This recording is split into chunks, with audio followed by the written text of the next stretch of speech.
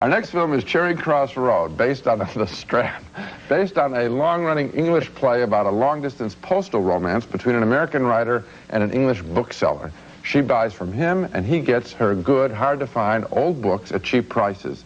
And she responds by sending personal letters and gifts to him and his staff located at 84 Charing Cross Road in London.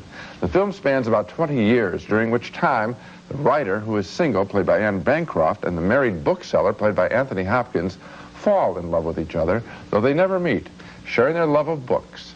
Here he finds her a volume of poetry. We should like to express our appreciation in some way or other. So, we are sending by book post today a little book which I hope you will like. I remember you asked me for a volume of Elizabethan love poems some time ago. Well, this is the nearest I can get to it. When she gets the book, she replies with a lovely letter of her own, full of sweet words about the people at his bookstore and about books themselves. To all at 84 Charing Cross Road, thank you for this beautiful book.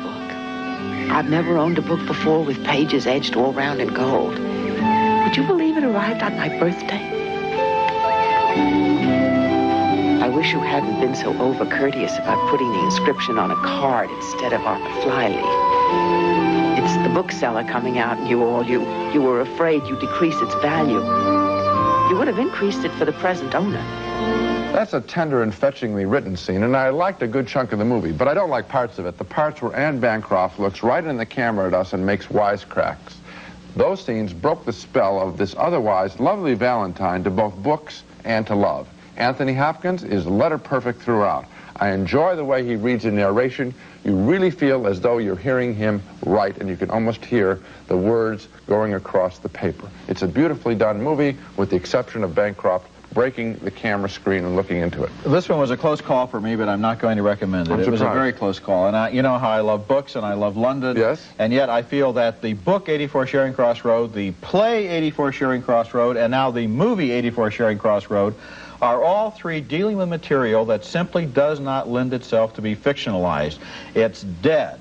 We don't get the feeling of the life in those books, and one of the questions that I have about her is she's always writing them, asking them to find her a book which she is apparently already familiar with, as if she's already read it, in which case, what does she need an edition for, since she says she only wants reader's copies? Okay, I'm nitpicking. The fact is, this movie just doesn't go anywhere dramatically. It just sits there on the screen. No, I think that, first of all, you did say it was a close call, so I think what you may be referring to, in other words, something must have moved you in it, and I think what probably did is the real love that these two people share, both for books, and then the sweetness of this time, because she's helping them out during the post-war era, sending them food. There is a whole recreation of this shop at 84 Charing Cross Road, and the wonderful people in there, including that wonderful assistant. And I'll tell you this, Roger, I think I know you well enough that if you knew that this shop existed now, you'd stop by. I would go to the shop. I like the shop. That's because of the sentiment. I would rather go. Yeah, but if I knew this movie were playing tonight, I wouldn't go see it.